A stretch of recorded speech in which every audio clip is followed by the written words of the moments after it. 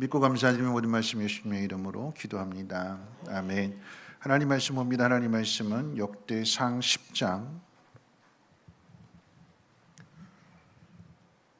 1절로 14절까지 보시겠습니다. 역대상 1절로 14절까지 역대상 10장 1절에서 마지막 절 14절까지 한 절씩 교독으로 읽겠습니다. 제가 가진 성경으로 구약성경 625페이지고요. 역대상 10장 1절에서 14절까지 한 절씩 교독으로 읽겠습니다. 블레셋 사람들과 이스라엘이 싸우더니 이스라엘 사람들이 블레셋 사람들 앞에서 도망하다가 길보아 산에서 죽임을 당하여 엎드러지느니라. 블레셋 사람들이 사울과 그 아들들을 추격하여 블레셋 사람들이 사울의 아들 요나단과 아비나답과 말기수아를 죽이고 사울은 맹렬히 치며 활 쏘는 자가 사울에게 따라 미침해 사울이 그 쏘는 자로 말미암아 심히 다급하여 사울이 자기의 무기를 가진 자에게 이르되 너는 칼을 빼어 그것으로 나를 찌르라. 할례받지 못한 자들이 와서 나를 욕되게 할까 두려워하노라. 그러나 그의 무기를 가진 자가 심히 두려워하여 행하기를 원하지 아니하매 사울이 자기 칼을 뽑아서 그 위에 엎드려지니 무기 가진 자가 사울이 죽는 것을 보고 자기도 칼에 엎드러져 죽으니라. 이와 같이 사울과 그의 세 아들과 그의 온 집안이 함께 죽으니라. 골짜기에 있는 모든 이스라엘 사람이 그들의 도망한 곳과 사울과 그의 아들들이 다 죽은 것을 보고 그 성읍들을 버리고 도망하며 블레셋 사람들이 와서 거기에 거주하니라. 이틀날에 블레셋 사람들이 와서 죽임을 당한 자의 옷을 벗기다가 사울과 그의 아들들이 길보아 산에 엎드려졌음을 보고 곧 사울의 옷을 벗기고 그의 머리와 갑옷을 가져다가 사람을 블레셋 땅 사방에 보내 모든 이방 신전과 그 백성에게 소식을 전하고 사울의 갑옷을 그들의 신전에 두고 그의 머리를 다곤의 신전에 던지라. 길르앗 야베스 모든 사람이 블레셋 사람들이 사울에게 행한 모든 일을 듣고 용사들이 다 일어나서 사울의 시체와 그의 아들들의 시체를 거두어 야베스로 가져다가 이곳 상수리 나무 아래 그 해골을 장사하고 7일간 금식하였더라. 사울이 죽은 것은 여호와께 범죄하였기 때문이라. 그가 여호와의 말씀을 지키지 아니하고 또 신접한 자에게 가르치기를 청하고 여호와께 묻지 아니하였으므로 여호와께서 그를 죽이시고 그 나라를 이새의 아들 다윗에게 넘겨 주셨더라. 아멘. 우리 옆에 있는 분하고 함께 인사 나눌 때 이렇게 인사하겠습니다. 잘 오셨습니다. 하나님 당신을 기뻐하십니다. 하고 인사해 볼까요? 네, 잘 오셨습니다. 하나님 당신을 기뻐하십니다. 네. 한 번 더 인사하겠습니다. 당신이 있는 곳에 당신을 통해서 하나님의 복이 임하기를 원합니다. 하고 축복하겠습니다. 당신이 있는 곳에 당신을 통해서 하나님 복이 임하기를 원합니다. 자, 마지막으로 다음 세를 축복합니다. 당신을 통해서 세상에 하나님 영광 보기를 원합니다. 네. 네, 당신을 통해서 세상이 하나님 영광 보기를 원합니다. 네. 우리가 주일마다 이제 하나님의 나라에 대해서 또 우리에게 맡겨주신 그 사명에 대해서 함께 생각해 보는 중에 있죠. 우리 지난 주일 다윗에 대한 이야기를 하면서 하나님께서 다윗에게 꿈을 주셨습니다. 약속을 주신 거죠. 비전은 내가 만드는 것이 아니라 내가 세우는 것이 아니라 하나님 우리에게 주시는 거예요. 그 하나님의 꿈을 이루어갈 때에 먼저 경험하게 되는 것은 세상이 죄로 인해서 타락했기 때문에 타락한 그 세상의 모습들을 하나님은 믿음을 가진 사람에게 또는 하나님의 약속을 가진 그 사람에게 그 죄악을 몸으로 겪게 하셨다라고 하는 이야기를 드렸어요. 그래서 이 다윗이 사울로부터의 그 핍박을 몸으로 직접 다 겪습니다. 그러면서 그 속에서 하나님이 다윗의 믿음을 훈련해 가시는 것이고 너는 네 앞에 있는 사람처럼 되지 말라라고 하는 거죠. 오늘 그 말씀에 이어서 오늘 이 사울에 대한 이야기를 한번 생각해 볼 터인데 다윗을 괴롭혔던 사울이 어떻게 되는가? 하나님의 나라를 맡겨주셨는데 그 하나님의 나라를 온전하게 바르게 잘 통치하지 못함으로 인해서 사울의 집안이 어떻게 망하는가 그 이야기를 한번 생각해 보려고 합니다.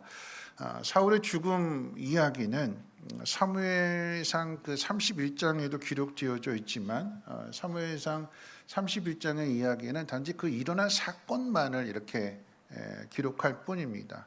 그런데 오늘 우리가 읽은 이 역대상 10장의 말씀은 이 사울의 죽음 이야기 뒤에 사울이 왜 이렇게 되었는가, 그 원인과 결과에 대해서 기록하고 있습니다. 오늘 본문이기도 한 이 역대상 10장, 이 역대기서의 말씀은 바벨론 포로 이후에 사람들에게 주어진 말씀이거든요. 그러니까 사울 집안이 망한 그 이야기가 좀 더 넓게 본다라고 하면 이스라엘 나라가 왜 망하게 되었는가, 같은 이야기거든요. 그 원리는 같거든요. 그래서 그 역사적인 교훈을 한번 생각해 보면서 앞에 사울 집안의 이야기를 이 역대기 10장에 기록하면서 그 교훈의 의미를, 그 평가의 의미를 기록하고 있는 거죠. 정리한다라고 하면 사울이 망한 이유는 하나님 앞에 범죄했기 때문이다라고 하는 거죠. 그것을 우리에게 가르쳐 줌으로써 뭐 이렇게 사저성어로 이야기한다면 반면 교사를 삼으라라고 하는 거죠. 그 모습과 반대대로 행하라.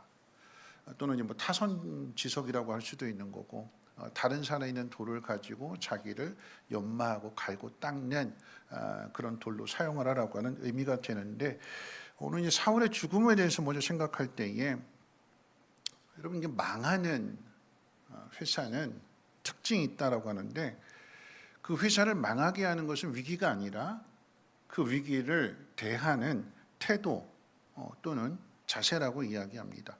기업으로 예를 든다라고 하면, 여러분, 기업은 경기 불황이나 시장 변화나 또는 이제 뭐 경쟁 업체가 뭐 잘 됐기 때문에, 발전했기 때문에 내가 상대적으로 죽는 것이 아니라, 그러니까 외부에서 나를 한 방 빵 때리는 것보다도 왜 회사가 망하냐, 무너지게 됐냐라고 하는 것은 그 속이 병들었기 때문에 무너지는 거예요. 외부에서 아무리 세게 때린다 할지라도 그 속이 단련되어져 있다라고 하면, 소위 말해서 맷집이 강하다라고 하면 그걸 견뎌낼 수 있는 거죠. 그 김종국이라고 하는 그 연예인이 헬스를 많이 해가지고 몸이 엄청 단련되어졌어요. 그런데 그 복싱 국가대표 선수가 이 김종국이라고 하는 이 연예인의, 운동선수가 아니거든요. 연예인이거든요. 가수였거든요. 근데 몸을 잘 만들어놨기 때문에 치게 되는데, 주먹을 한번 쳐보라고 그랬어요. 80%빵 쳤어요. 근데 끄떡없어요. 일반 사람 같으면 뭐 50%만 맞아도, 그 힘의 50%만 맞아도 그냥 아이고야 하고 낮아빠질 텐데, 80%를 때려도 끄떡없어요. 100%를 한번 때려봐라. 복싱 선수한테 도발을 했어요. 한번 온 힘을 다해서 한번 쳐봐라. 이 복싱 선수 자존심이 있지, 자기가 쳐도 80% 쳤는데도 끄떡하지 않으니까 이제 100%로 빵 하고 때렸는데 버텨내요. 그러고는 다른 선수를 불러서, 더 센 선수를 불러서 똑같이 한번 해보라고 그러면서 이제 하는데, 그 100%의 힘을 쏟아서 때렸는데도 견뎌냅니다. 그렇게 할 수 있었던 것은 뭐냐면 단련되어진 거예요. 외부에서 아무리 강한 펀치를 날린다 할지라도 이 속이 단련되어졌다라고 하면 견뎌낸다라고 하는 거죠. 왜 망하느냐? 외부 이야기가 아니라 속 이야기입니다. 그래서 기업들이 망하는 이유를 본다라고 하면 가장 큰 이유는 리더에게 있는 거죠. 리더가 잘못된 판단을 내리게 되는 거예요.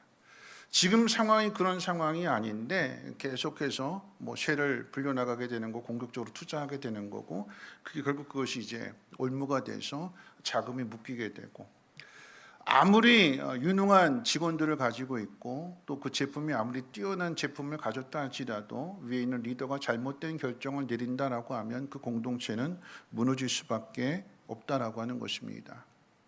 리더가 잘못되어서 공동체가 무너지게 되면 그 공동체 안에 있는, 회사로 이야기한다면 그 회사 안에 있는 모든 직원들은 다 어떻게 해요? 실업자가 되는 것이고 다른 직업을 다시 찾아야 되는 것이죠. 사울의 이야기도 이와 같습니다. 사울의 죽음과 그 집안이 몰락하게 되는 그 원인을 오늘 본문은 뭐라고 이야기하냐면 마지막 부분에 가서 하나님 앞에 범죄했기 때문이다. 13절에서 하나님 앞에 범죄한 것에 대해서 이야기를 하고 14절에 가서는 그 구체적으로 하나님 앞에 죄를 지은 것이 무엇인지를 구체적으로 나누게 되는데 세 가지로 이야기합니다. 첫째는 하나님 말씀 지키지 않았다. 두 번째는 신접한 자에게 가르치기를 청했다. 그리고 세 번째는 하나님 앞에 묻지 않았다.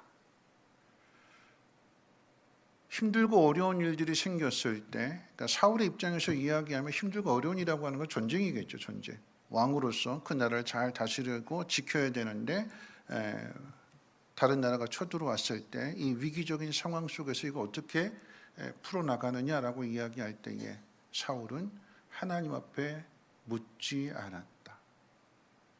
그럼 신앙이 왜 무너지냐면 어려운 일을 만났을 때 그 어려운 상황들 속에서 하나님 앞에 묻는 게 뭐죠? 뭐 하는 거죠? 하나님 앞에 묻는다라고 하는 것은 기도한다라고 하는 거잖아요. 그런데 왜 무너지느냐? 왜 어려움을 당하느냐? 하나님 앞에 기도하지 않았다. 하나님 앞에 물어야 되는데 하나님 앞에 묻는 것 대신에 사울은 오늘날로 표현한다라고 하면 영원한 점쟁이 찾아가는 거지. 신접한 자에게 가서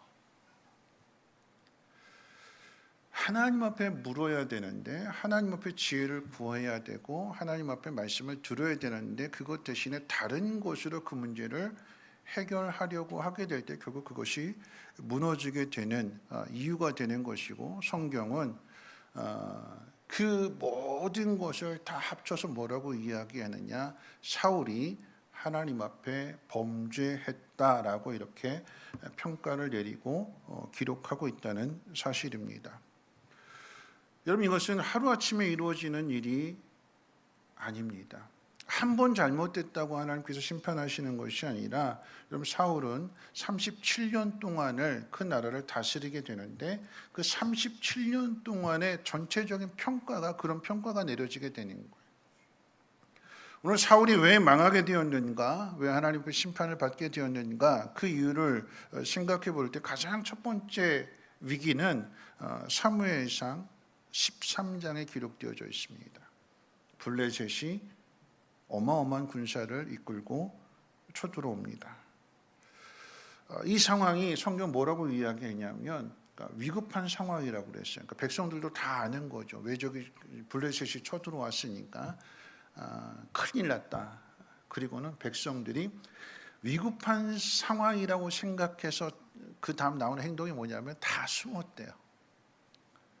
산으로 가서 숨고 바위 뒤에 숨고 숲을 뒤에 숨고 웅덩이에 숨고 은밀한 곳에 숨고 다 여기저기 백성들이 숨었다. 왜 숨을까요? 위급한 상황이라고 생각하니까.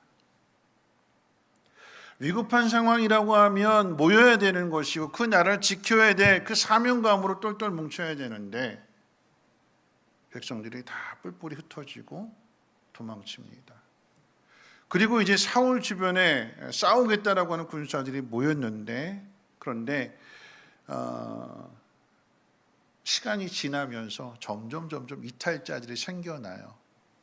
사무엘상 13장의 이야기는 그런 상황 속에서 하나님 앞에 번제를 드리고 싸움에 나가기 전에 먼저 예배하고 싸움에 나가려고 하는데 약속된 7일이 지났는데도 사무엘 선지자가 오지 않습니다. 그러니까 오늘날로 표현한다라고 하면 예배드리고 시작해야 되는데 담임 목사가 안 온 상황과 똑같은 거예요.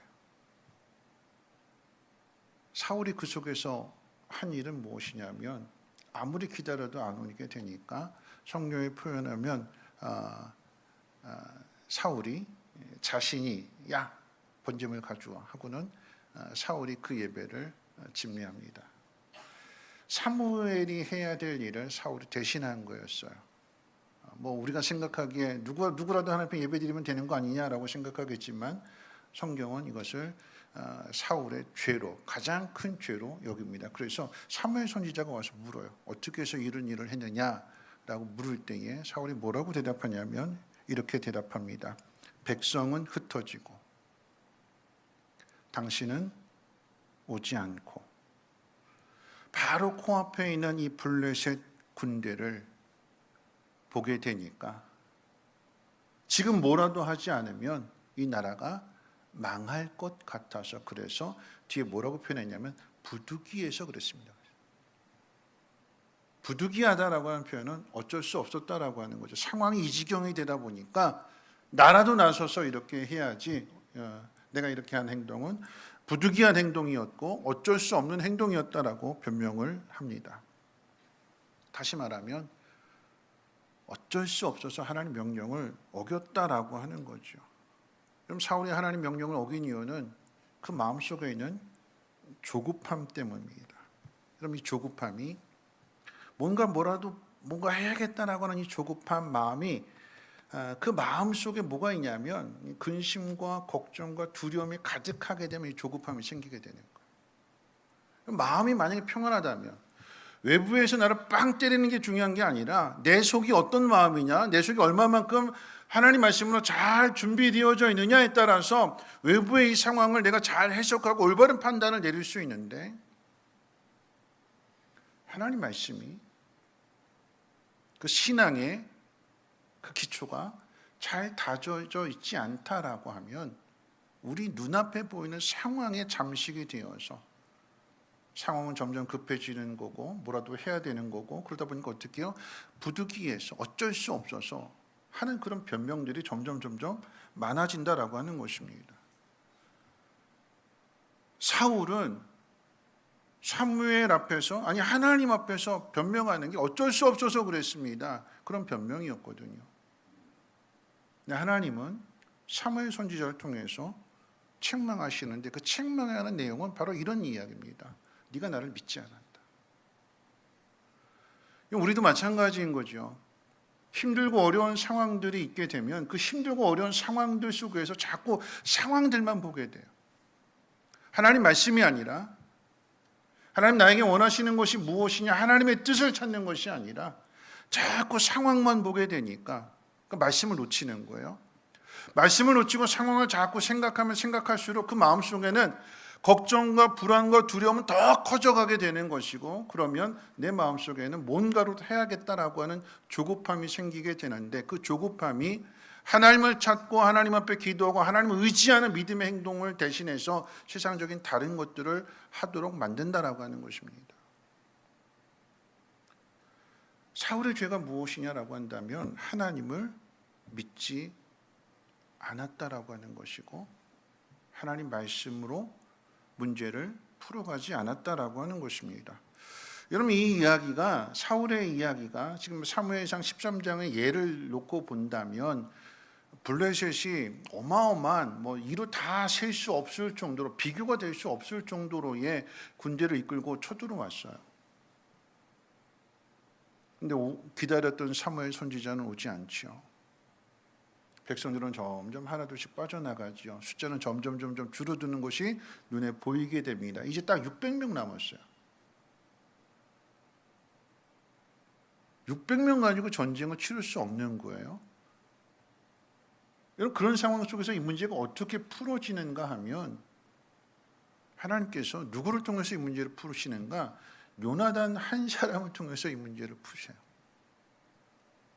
사울은 자신에게 있는 그 600명 가지고도, 600명 때문에, 사실은 600명 때문에 두려워하고 600명 때문에 조급해하고 600명 때문에 인간적인 방법을 자꾸만 생각하지만, 하나님은 그 속에서 한 사람을 통해서 하나님의 능력을 나타내시는데, 그 한 사람이 누구냐면 사울의 아들 요나단이거든요. 성경은 여러분 사무엘상 집에 가서 한번 보세요. 성경이 뭐라고 이야기하냐면 무기를 비교해요. 무기를. 여러분, 전쟁은 무기빨입니다. 무기가 있어야 이기는 거예요. 그렇죠? 무기가 성능이 뛰어나면, 여러분, 명필은 붓을 가리지 않고 장인은 도구를 가리지 않는다고 하지만, 여러분, 그 장인의 손에 좋은 도구가 들려진다라고 하면 그 능률은 엄청나게 되는 거잖아요. 그럼 싸움은요, 무기가 결정한다고, 세상의 싸움은 무기가 결정해요. 그런데 성경의 이야기는 뭐냐면 그 모든 무기를 다 무력화시키는 것이 무엇이냐면, 성경에 비교를 하는데 사무엘 그 상 14장에 한 장 넘어가서 이런 이야기를 합니다. 블레셋이 이스라엘로 하여금 철제 무기를 만들지 못하도록 모든 철이며 이런 것들을 다 수입 제한을 걸어놨어요. 비유하면 그런 거예요. 대한민국이 핵무기 만들지 못하도록 모든 그 원료가 되는, 모든 재료가 되는 그 모든 것들을 다 금지시켜 놨어요. 만들지 못하도록. 그래서 이스라엘의 무기가 무엇이었냐면 다 막대기였어요. 창과 칼은 누구만 들었냐면 사울 왕과 요나단, 딱 두 사람만 창과 칼을 들고 전쟁터에 나왔더라. 싸움이 될까요? 안 되지요. 그럼 근데 그 싸움을 어떻게 이기게 하시는가 하면 요나단 한 사람이 무기를 가지고 아버지 사울, 아들 요나단 딱 두 사람만 무기를 들고 있었는데 그 무기를 자기 그 종에게 들게 하고 혼자 올라갑니다. 둘이 올라가는 거죠. 무기를 들고 싸우는 것이 아니라 무기는 종이 들고 자기는 맨몸으로 싸웁니다. 20명 죽여요. 그리고 뒤따르는 그 무기 든 병사가 마지막 요나단이 넘어뜨린 그 블레셋 군사를 죽이는 20명 죽이고 난 다음에 그 안에서 자중질환이 일어나게 되고 그러면서 그 싸움은 이스라엘이 승리하게 됩니다.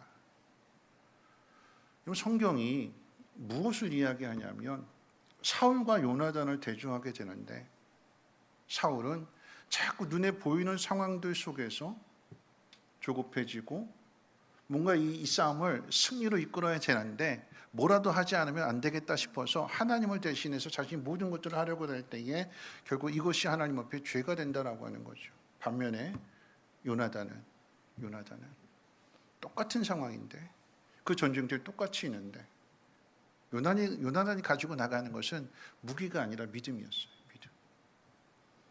하나님이 찾으시는 그 한 사람은 어떤 사람이냐? 믿음 없이 행하는 그곳에, 하나님 믿지 못하는 그 자리에 하나님은 믿음 있는 한 사람을 통해서 구원을 가져다 주시고 승리를 가져다 주시는 하나님이십니다.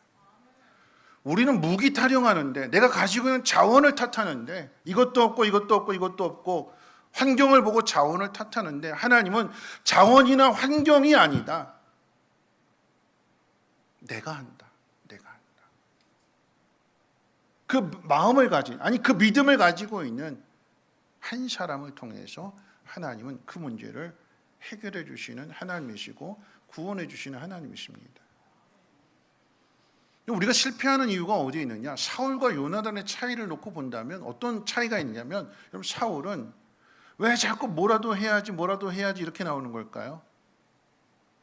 살겠다고. 이렇게 가만히 있으면 죽을 것 같으니까. 살기 위해서 하는 행동이 하나님을 거역하는 행동이고, 살기 위해서 하는 행동이 불순종하는 행동들이잖아요. 내가 책임지려고 하는, 뭐라도 해야겠다라고 하는. 근데 요나단은 살려고 한다라고 하면 혼자서 그렇게 갈 수 없는 거죠. 하나님을 믿는 믿음을 가지고 죽음을 각오하고 가는 거예요. 하나님 누구를 통해서 일하시느냐? 믿음을 가지고 자기 생명을 내놓는 그 한 사람을 통해서 하나님이 일하신대요. 박조준 목사님, 은퇴하신 목사님이시고 분당 신물교회 담임 목사님이셨다고 은퇴하셨는데 그분이 그런 이야기를 하세요. 목회하실 때 그 교회에 조폭 두목이었는데 나중에 이제 예수를 믿고 아주 그냥 괴팍하고 아주 성격이 그냥 그런 분이었는데, 그런데 예수를 믿고 나서 천사처럼 변했대요. 그분의 그 이제 아내하고 이제 식당에서 밥을 먹을 수 있는 기회가 있어서, 그래서 이제 하도 궁금한 게 있어서 이 목사님 물어봤대요. 딱 보니까 뭐 이렇게 뭐 체력도 아주 크고 뭐 힘이 막 세 보이는 것도 아니고, 그래서 물었대요. 언뜻 보기에 그렇게 힘이 세 보이지도 않고 뭐 나랑 거의 비슷할 것 같은데 어떻게 해서 그렇게 조폭이 두목될 수 있었냐고 물어봤대요. 그랬더니 이분이 머리를 끄적끄적하면서 하는 이야기가 뭐냐면, 힘으로 따지면 힘으로서는 이길 수 없습니다. 싸움은 기술로 하는 것도 아니고 힘으로 하는 것도 아니고 싸움은 이거 걸고 하는 겁니다. 그러더래요. 이거 걸고 목숨 걸고 하는 거예요. 그러면 싸우다 보면 상대방이 이 사람이 어떤 마음으로 싸우는지를 안대요. 그래서 정말 이 사람이 자기 목숨을 내놓고 싸우려고 하는구나. 그러면 이 사람이 벌써 기가 눌려져가지고 그 다음부터는 질 수밖에 없다라고 하는 거죠. 그러니까 이분은 체구가 큰 것도 아니고 힘 세운 것도 아니고 목숨 걸고 싸운대. 목숨 걸고. 그러니까 목숨 걸고 싸우는 사람 앞에서 덩치 크고 힘센 사람들이 형님으로 모시겠습니다 하고 머리를 숙이더래요. 그래서 조폭 두목이 됐대요. 박조준 목사님 말씀이 더 재밌는 게 뭐냐면 자기 부흥에 10번 참석한 것보다 그 자리에서 엄청 큰 은혜를 받았대요. 뭐냐면 조폭 두목도 자기 목숨을 내놓고 싸우는구나. 그러면 하나님을 믿는 우리가 어떻게 신앙생활을 해야 될까? 여러분, 세상에서 믿음의 삶을 산다라고 하는 것이 영적 싸움이라고 이야기하게 될 때에 여러분, 이 영적 싸움을 어떻게 해야 될까? 목숨 걸고 싸우는 거예요. 목숨 걸고. 우리 신앙생활 어떻게 해요? 목숨 걸고. 내 생명 하나님 앞에 내어놓고 하나님 말씀 가운데 순종하는. 여러분, 사울이 왜 실패했느냐? 여러분, 이것이 뒤에 가서 또 한 번의 사건이 있게 되는데 사울이 왜 실패했느냐라고 한다면 이 싸움에서 어떻게든지 내가 살기 위해서 먼저 생각하게 되니까 살려고 하니까 하나님 명령을 어기고서도 살아야겠다라고 하는 게 사울의 마음이에요. 뒤집어서 이야기하게 될 때에 여러분, 이 상황 속에서 사무엘상 13장의 그 사건을 놓고 이야기한다라고 하면 사무엘 선지자가 오지 않아요.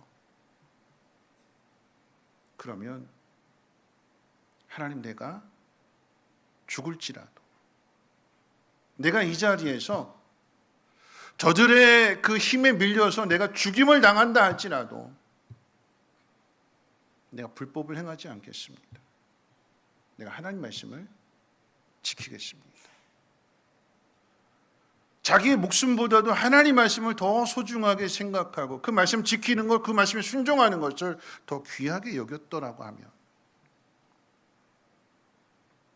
하나님이 그 모습을 확인하시는 거죠. 그렇기 때문에 사무엘 13장과 14장의 이야기는 뭐냐면 사무엘 선지자가 이 사울 왕을 책망하고 그냥 가버려요. 전쟁이 끝난 것도 아니고 사무엘 선지자가 와서 책망하고 가니까 병사들은 더 주눅드는 거고 사기가 떨어지게 되는 거고, 야, 큰일 났다, 큰일 났다. 점점 더 위태로운 상황인데, 근데 그 상황 속에서 목숨을 건 요나단이 두 사람, 자기 부하랑 단둘이 올라가서 그 문제 해결하잖아요. 뭘까요? 믿음이라고 하는 이야기예요. 환경이 아니고요. 어떤 자리에서든지 내가 살기를 기대하는 마음이 아니라 내가 죽을지라도 내 생명보다도 하나님 말씀이, 하나님의 뜻이 더 우선입니다. 하나님이 원하시는, 하나님이 찾으시는 그 믿음의 모습은 바로 그런 모습이다라고 하는 거죠. 결정적으로 사울이 하나님 앞에 범죄해서 버림을 받게 되는, 그 집안이 망하게 되는 그 이야기는 사무엘상 15장 이야기입니다. 아말렉 싸움을 하나님 명령하셨고 그 모든 것 다 진멸하라고 했는데 진멸하지 않죠. 아말렉의 왕을 살려주고 포로로 잡았고, 그 다음에 값어치 있는 짐승들은 다 뒤로 빼돌리고 값어치 없는 것만 죽입니다. 그래서 그 사건 가운데 또 똑같이 사무엘 선지자가 와서 이 사울 왕은 책망해. 뭐라고 책망하면 이렇게 이야기합니다. 사울과 백성이 아각과 그의 양과 소의 가장 좋은 것 또는 기름진 것과 어린 양과 모든 좋은 것을 남기고 진멸하기를 즐겨 아니하고 가치 없고 하찮은 것만 진멸하니라. 다 죽이라고 했는데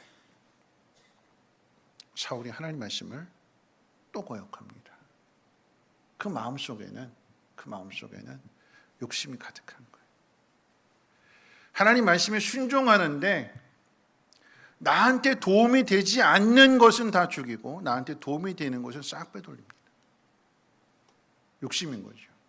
그 마음속에 하나님 말씀이 아니라 탐욕으로 채워지게 되고, 사무엘 선지자가 이 사울 왕을 책망할 때 뭐라고 책망하냐면 이렇게 책망해요. 당신이 왕이 될 수 있었던 것은 하나님 앞에서 자기를 가장 작은 자로 여겼기 때문에 하나님께서 그 모습을 귀히 보시고 당신을 이스라엘의 주권자로 삼았습니다. 근데 그 마음속에 뭐로 채워졌어요? 겸손했던 사울이 교만으로 가득 차게 된 것이고 욕심으로 가득 채워진 거죠. 욕심으로 채워진 그 사울의 모습 속에서 하나님의 나라에 대한 모습은 찾아볼 수 없는 거고, 하나님 나라의 사명을 가진 왕으로서의 그 모습도 찾아볼 수 없습니다. 그래서 망하는 것이고, 그래서 죽임을 당했다라고 하는 것이 역대기서의 기록이고 우리에게 가르쳐주는 교훈입니다. 하나님 명령을 거역하고 살 수 있는 사람은 없죠. 이미 사울이 어떻게 죽느냐, 사무엘상 31장에 기록되어진 내용에 보면 블레셋 병사가 쏜 화살에 맞아서 중상을 입었는데, 그거 맞아서 죽었다라고 하는 이야기가 아니라 중상을 입었어요. 도망칠 수도 있고 어떻게 할 수 있는 길이 있는데 사울 스스로 생각하기를 내가 이 몸을 가지고 도망치기도 쉽지 않으니까 잡히게 되면 아주 치욕스러운 죽음을 당하게 될 거다. 그래서 스스로 자결을 선택합니다. 칼에 엎드러져서 죽어요. 그런데 재밌는 건 뭐냐면 그 다음 이야기가 사무엘상 31장으로 끝나고 사무엘 하로 넘어가게 될 때에 다윗에게 사울의 죽음을 이야기해 주는 사람이 누구냐? 아말렉 사람이에요.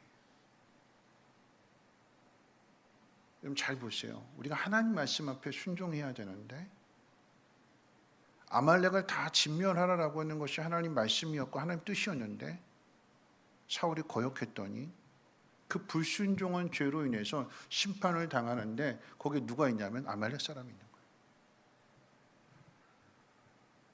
우리가 하나님 말씀 앞에 순종하는 그 모습들에 대하여 순종하는 사람에게는 하나님 복을 주시는데, 근데 그렇지 않고 하나님 말씀을 거역하는 그 사람에게는 그 거역한 내용이 뒤에 가서 화가 되는 거예요.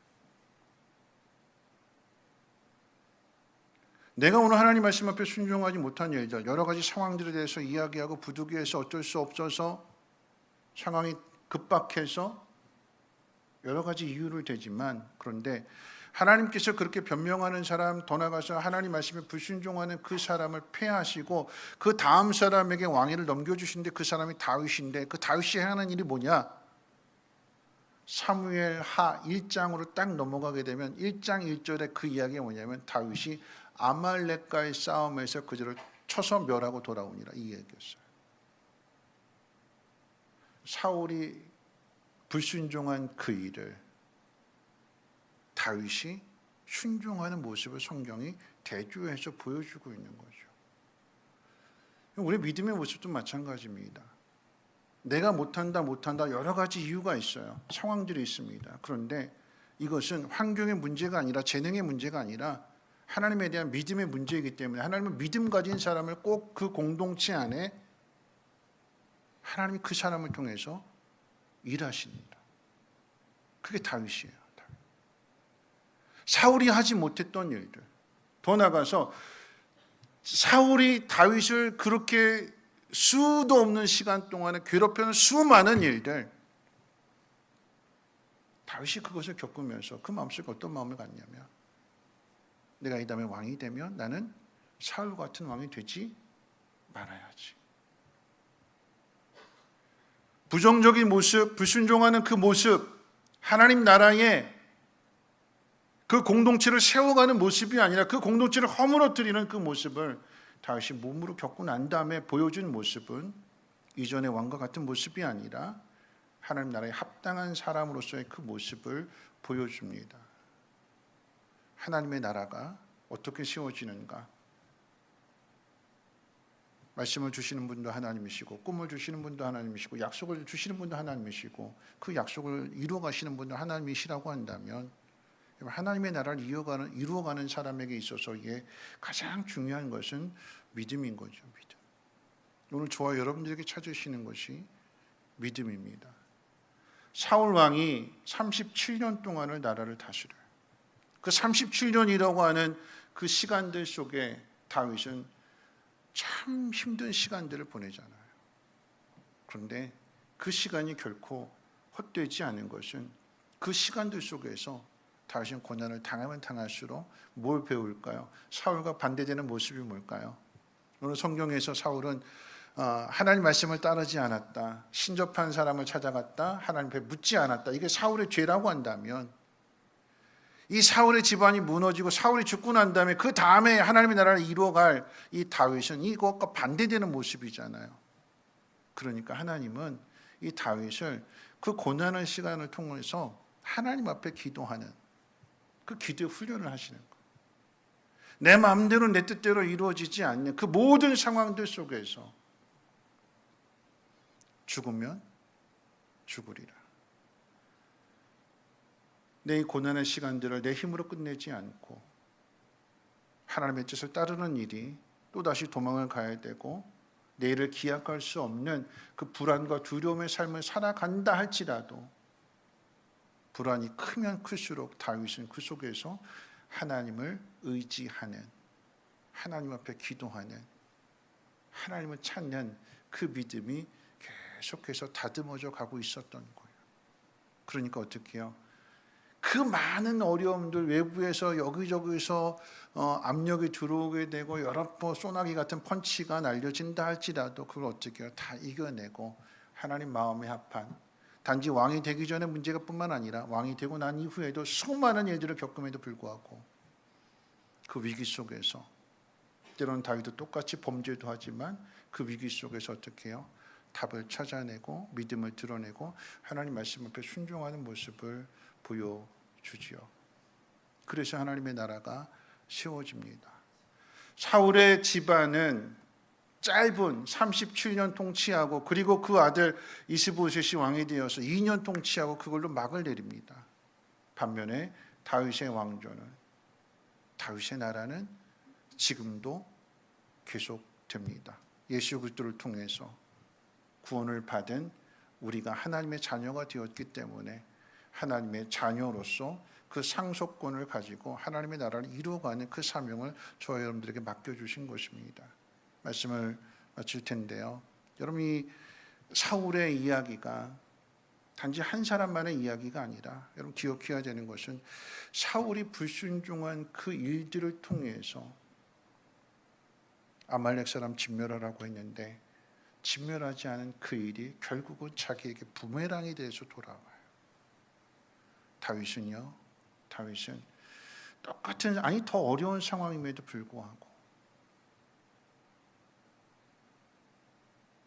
왕이 되어서 자기 마음대로 행동하는 것이 아니라 왕이 될지라도, 저는 오늘 이제 여기 올라오기 전에 좀 늦게 올라왔는데 목자 모임 가지면서 그 최영기 목사님에 대한 이야기를 가지고 함께 나눔의 시간을 가졌는데 결국은 그런 거죠. 우리가 하나님 앞에서 어떤 모습으로 살아가느냐, 내게 주어진 모든 상황들, 그 상황들이 문제가 아니라 내가 하나님 앞에 어떤 사람으로 서 있느냐, 하나님 말씀에 귀를 기울이고 그리고 하나님에게서 말씀을 듣고 하나님 말씀을 따라서 행동하는 사람. 최영기 목사님의 담임 목사가 되고 난 다음에 목회 철학 가장 중요한 원칙, 그 원칙이 뭐냐면 하나님이 담임 목사님 하시고 저는 부목사 하겠습니다 그랬대요. 하나님이 결정하시면 저는 따라가겠습니다. 그게 목회 가장 중요한 원칙이었대요. 그래서 힘든 일을 만나면 어떻게 되느냐, 하나님 앞에 나가서 담임 목사님에게 물었대요. 그 담임 목사님 하나님이시니까 하나님 어떻게 하면 되겠습니까? 하나님이 지혜를 주시는 것이고, 또 하나님 그렇게 기도를 들으셨으니까 어떻게 해요? 주변의 상황들을 통해서 또는 믿음의 동역자들을 통해서 그 문제를 해결해 주시는 것을 경험했다고 하는 그런 간증을 책을 통해서 같이 배우게 됐는데, 우리의 삶의 모습이 그런 모습이 되어야 되지 않을까요?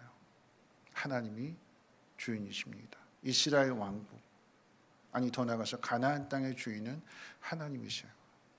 거기에 원주민은 가나안 사람이 원주민이었지만 사는 사람이 주인이 아니라 그 땅의 주인은 하나님이십니다. 그런데 가나안 사람들이, 그 땅에 사는 원주민들이 하나님 뜻대로 살지 않으니까 하나님 그 땅 사람들을 쫓아내시는 거고 진멸하시는 거고 거기에 믿음의 사람을 세우시는 거죠. 오늘 우리에게 중요한 것은 내가 하나님을 믿는 믿음의 사람으로 서 있느냐, 살기 위해서가 아니라 내가 죽을지라도 내가 하나님 말씀대로 살아가고 있느냐, 여러분 그 마음을 가지고 있다면 하나님은 그 사람을 통해서 하나님의 나라를 세워가실 것이고 그 믿음의 공동체를 성장케 해주실 줄로 믿습니다. 많은 사람, 많은 무기가 아니라 믿음을 가진 한 사람, 저와 여러분들이 그 믿음을 가진 한 사람이 되어서 여러분을 통해서 여러분의 공동체가, 가정과 목장과 우리 성민교회가 하나님의 영광을 나타낼 수 있는 아름다운 공동체로 세워가시기를 주님의 이름으로 부탁을 드립니다. 우리 기도합니다. 좋으신 하나님 아버지 감사합니다. 오늘 이 밤도 하나님 귀한 전으로 인도해 주심을 감사를 드리고, 사울 왕의 죽음, 또 그 집안이 무너지는 이야기들을 통해서 반면교사로 삼게 해주시고, 우리 눈앞에 보여지는 불순종의 여러 가지 모습들, 그 모습을 보았을 때에 믿음 있는 자로 서게 하시고 순종하는 자로 서게 하시고 하나님의 뜻, 하나님의 나라를 이뤄갈 수 있는 일꾼들로 세움받게 도와주시옵소서. 이 밤에 하나님 앞에 부르짖어 기도하는 우리의 연약함을 주께서 들어주시고 주께서 주시는 지혜와 능력과 힘으로 그 어떤 어려움도 다 이겨내므로 하나님의 뜻을 이루며 영광을 나타낼 수 있는 복 있는 사람들 되게 하옵소서. 감사드리며 모든 말씀 예수님의 이름으로 기도합니다. 아멘. 우리 함께 찬양할 때 믿음으로 서리라 함께 찬양하고 함께 기도하도록 합니다.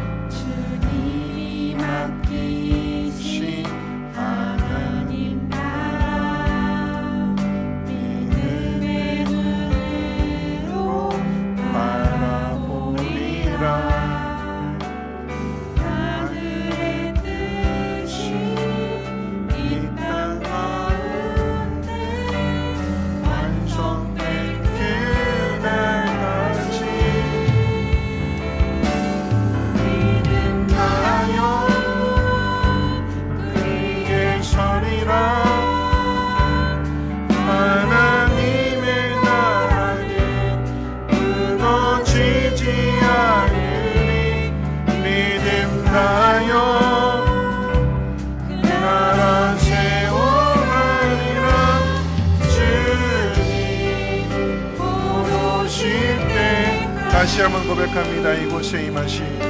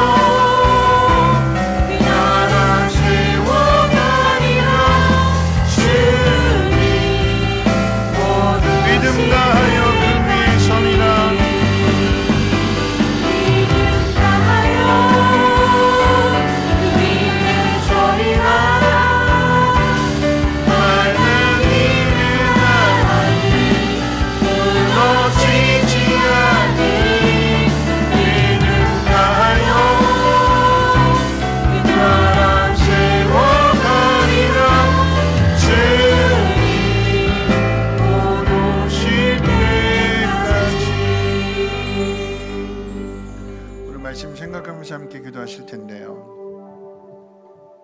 똑같은 자리에 두 사람이 있습니다. 사울과 요나단의 이야기가 똑같은 상황이잖아요. 똑같은 적을 앞에 두고 있는데 사울은 살기를 생각하는 마음으로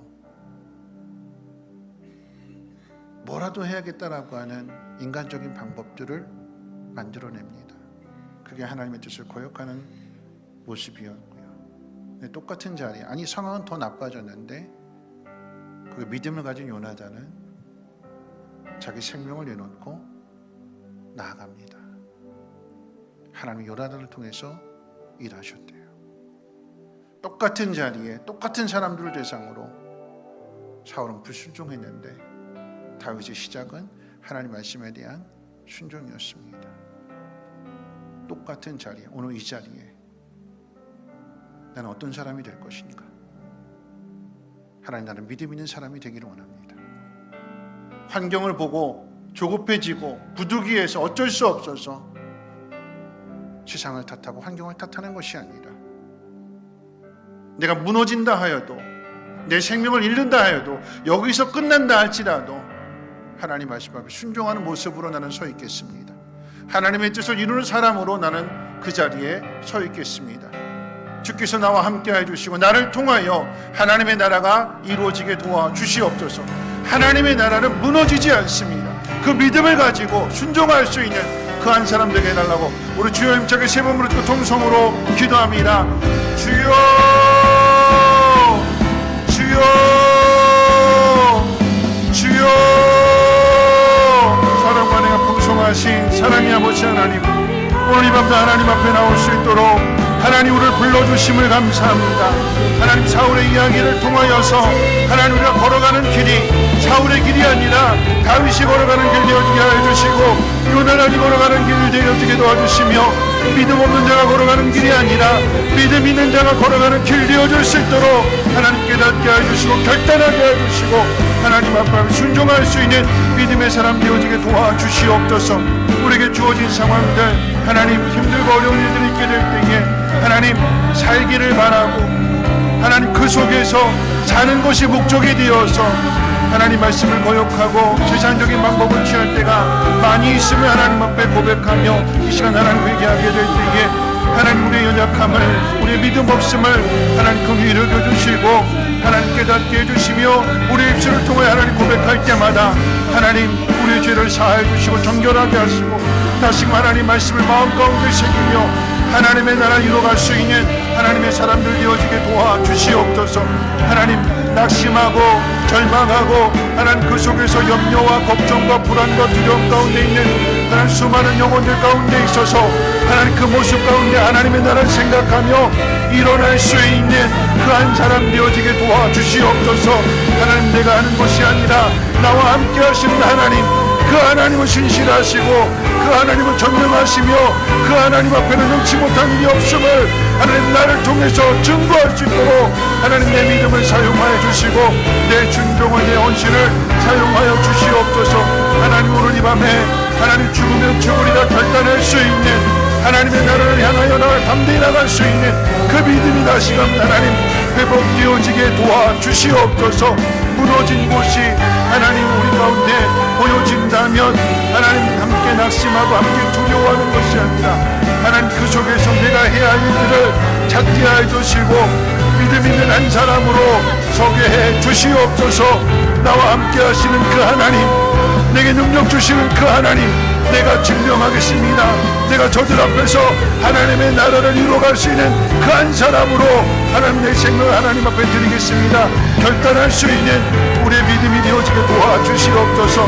하나님, 우리를 위협하고 우리의 마음을 아프게 하고 우리를 힘들게 하는 하나님 그런 모습들, 하나님 그것이 무너지는 것이 아니라 그렇기 때문에, 그것을 내가 경험했기 때문에 그와 같은 길이 아니라 그와 다른 길을 걸어가게 해주시고 믿음의 길을 걸어가게 해주시고 다른 사람을 세워주고 그 다른 사람을 하나님 앞으로 인도할 수 있는 긍휼히 여기며 저들을 사랑하며 품어줄 수 있는 하나님의 사랑으로 하나님 변화되어지게 도와주시옵소서. 하나님 힘들고 어려운 상황들 속에서 우리가 해야 될 일은 하나님을 찾는 일이며 하나님 앞에 기도하는 일이며 하나님의 모든 것들을 하나님 다시 한번 마음 가운데 하나님 다시 한번 새기며 그 뜻 가운데 행하는 그 한 사람이 되어지는 일입니다.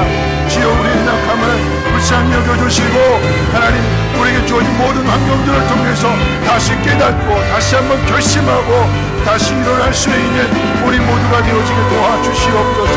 하나님 그 어디에도 그 어떤 상황 속에서도 완전한 사람은 없습니다. 하나님 지혜 안에서 약해지고 무너지고 하는 주저앉을 수도 있지만 그런 우리를 다시 일으켜 세우시는 분이 하나님이십니다. 이스라엘 나라는 하나님 인간의 나라가 아니라 하나님의 나라이기 때문에 하나님 잘못된 모습을 보는 것으로 끝나는 것이 아니라 그것을 다시 새롭게 할 수 있는 그것을 다시 일으킬 수 있는 그 한 사람을 하나님이 세우시고 그와 함께 하나님 일하십니다. 하나님이 일꾼되어지게 도와주시고 하나님의 나라를 이루어갈 수 있는 하나님의 사람으로 하나님 세움받게 도와주시옵소서. 공동체를 하나님 우리의 가정을 하나님 세워나가기를 원합니다. 이 성민교회가 하나님 믿음을 가진 한 사람을 통하여서 하나님 다시 하나님 영광을 보게 해주시고 하나님의 일하심을 보게 해주시고 우리의 연약함이 하나님 그것이 간증이며 하나님 그것이 하나님 능력을 경험할 수 있는 축복의 통로가 되어지게 도와주시옵소서. 하나님 낙심치 아니하게 도와주시고 꿈을 갖게 해주시고 약속의 말씀을 붙들게 하시며 그 나라를 이루어갈 수 있는 하나님의 사람들 되어지게 도와주시옵소서. 많은 일들이 아니라 하나님 지극히 작은 일을 할지라도 믿음 가지고 하나님 그 속에서 나의 삶을 드리고 나의 믿음을 하나님 앞에 드리면 나는 그 가운데 하나님 일하십니다. 하나님 것을 체험하며 경험할 수 있는 우리 모두가 되게 도와주시옵소서. 오늘 이 밤에 하나님 앞에 나온 것이 하나님 헛되이 돌아가지 아니하게 도와주시고 깨닫고 결단하고 하나님 앞에 헌신하고 순종함으로 인하여서 하나님의 나라가 든든하게 세워져 가는 것을 다시 회복되어지는 것을 볼 수 있도록 주여 역사해 주시고 찬양해 볼 수 있도록 베풀어 주시옵소서.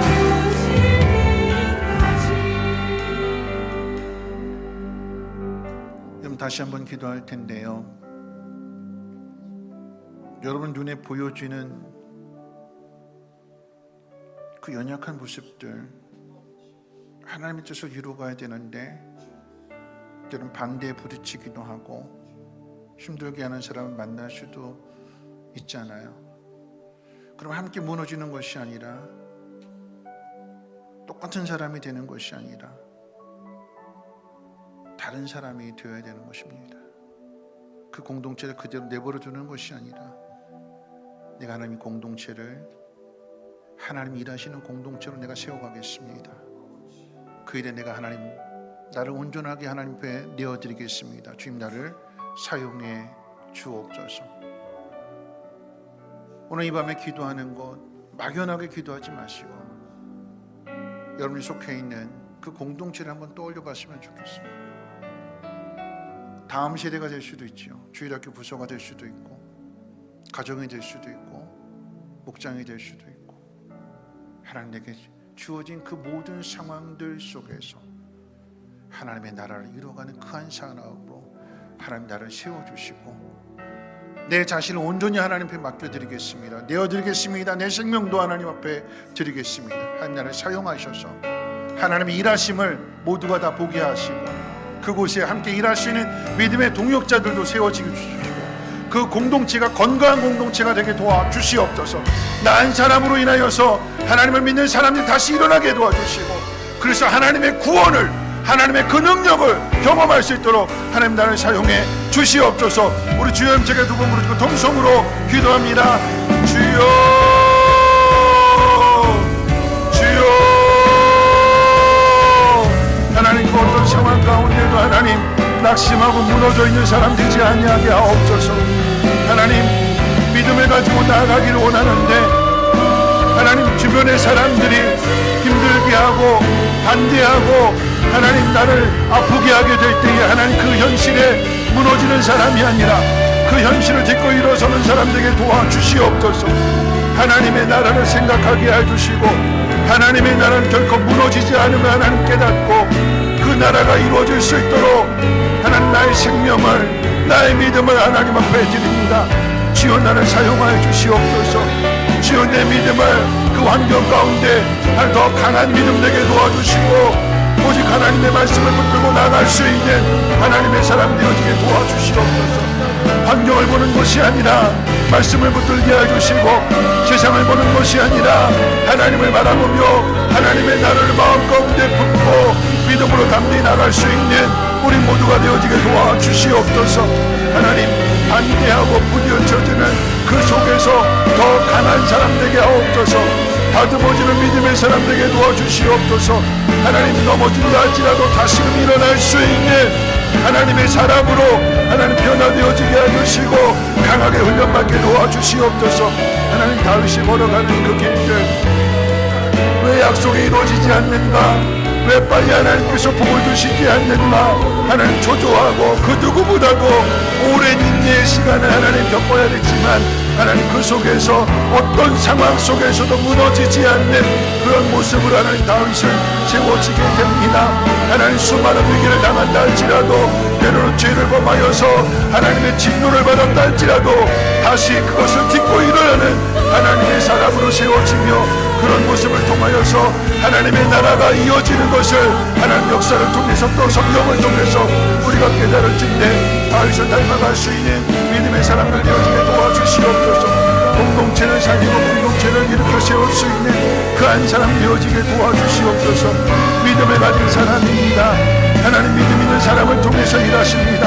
하나님 모두가 다 똑같은 조건 똑같은 환경 가운데 있다 할지라도 자원이 아니라 재능이 아니라 타고난 능력이 아니라 하나님 말씀 앞에 무릎 꿇는 자요 하나님 말씀을 믿는 자요 하나님 앞에 자신의 생명을 내어드리는 그 자가 하나님이 함께 하시는 사람이며 하나님 복을 주시는 사람이며 하나님 영광을 나타내는 사람인 것을 깨달아야게 해주시고 다시 한번 하나님 낙심할 것이 아니라 믿음의 눈을 들어 하나님 바라보게 도와주시옵소서.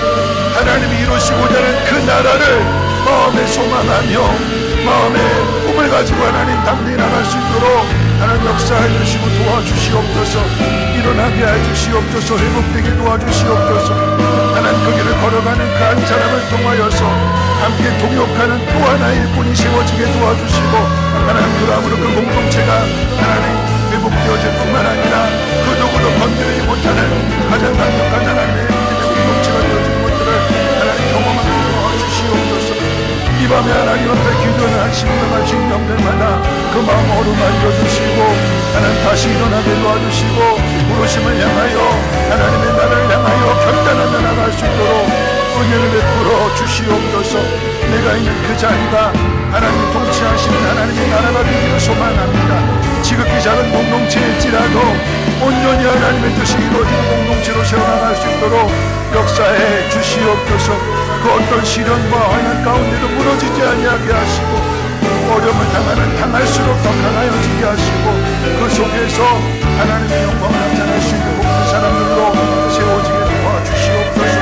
우리 성령교회 하나님 여러 목장들 하나님 그 속에 하나님 목자들이 온전하게 세워지게 해주시고 그 목자들이 맡으신 그 영혼들 하나님 그 목원들을 돌아보며 하나님의 사랑 하나님의 믿음 하나님에 대한 소망 하나님 그것을 잘 전하여주고 가르쳐주므로 인하여서 그 속에서 하나님 영광을 보게 하시고 하나님의 나라가 세워짐을 볼 수 있도록 역사해 주시옵소서. 성령의 하나님 이 땅 가운데 하나님 기뻐하시는 하나님의 교회가 되어지게 도와주시고 성령의 모습을 그대로 보여주고 나타낼 수 있는 아름다운 교회 되어줄 수 있도록 하나님으로 충만하게 지어주시고 일꾼도 세워주시고 연합하게 하시고 한마음 되게 도와주시고 경력하면서는 일어나갈 수 있도록 은혜를 베풀어 주시옵소서.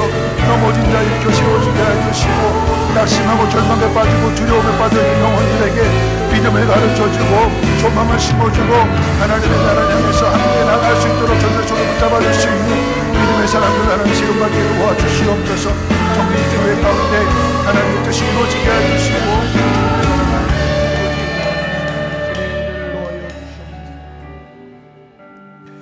우리 한 번 더 찬양하고 기도할 텐데 우리 고개 들어 주를 맞이해 내가 있는 그 자리 아니 내 마음속에 하나님이 나의 주인 되시고 하나님이 내가 있는 그 공동체의 왕이 되심을 인정하는 것으로부터 하나님의 역사는 시작이 될 것입니다.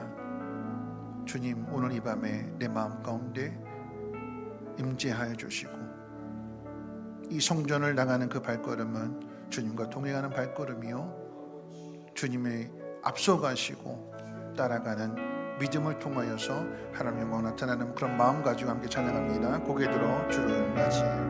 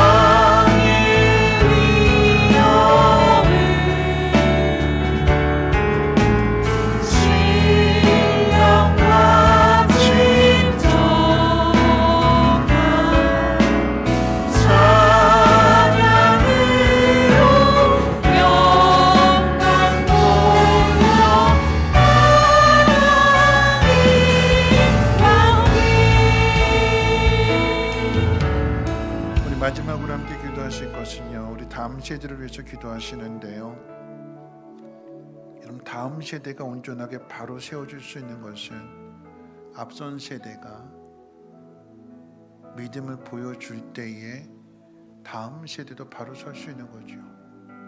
사울은 하나님을 거역하는 삶을 살아가게 되니까 그 집안이 망해요. 그런데 다윗은 하나님 마음에 합당한 삶을 살아가게 되니까